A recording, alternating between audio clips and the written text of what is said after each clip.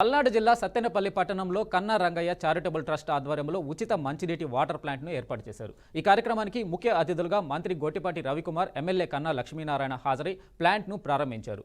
Rangayya charitable trust ఆధ్వర్యంలో ప్రభుత్వ పాఠశాలలు, ఆసుపత్రులు, సాంఘిక సంక్షేమ పాఠశాలల్లో ఉచితంగా మంచినీటి ట్యాంకర్లను పంపిణీ చేయడం అభినందనీయమని మంత్రి అన్నారు.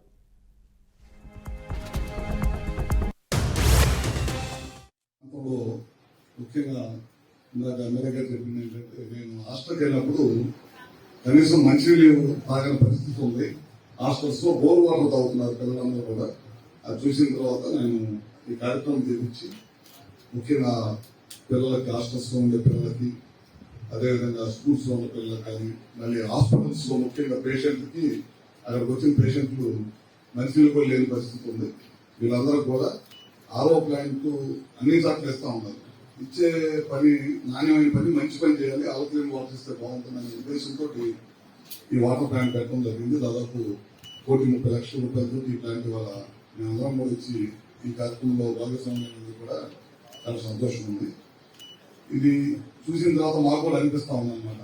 చాలా చోట్ల ఇదే పరిస్థితి అయిన ఇబ్బంది ఉంది కాబట్టి అన్ని కాన్స్టిట్యూన్సీ లో కూడా మా వరకు అన్ని ప్రభుత్వాలు చేయలేవు కనుక మేము కూడా చేయాలి. ఇట్లాంటి కార్యక్రమాలు చేస్తే కొంతమేరకు అన్న సమాజానికి మనం 2013లో ఈ కార్యక్రమాన్ని తీసుకున్నాము.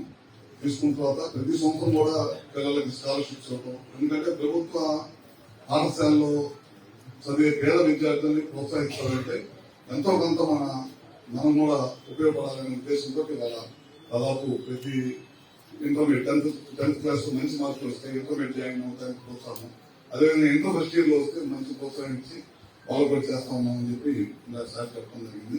ఈ ప్రాంతంలో దీంట్లో advanced, safe and healthiest water ఏంటంటే ఆల్కలైన్ వాటర్.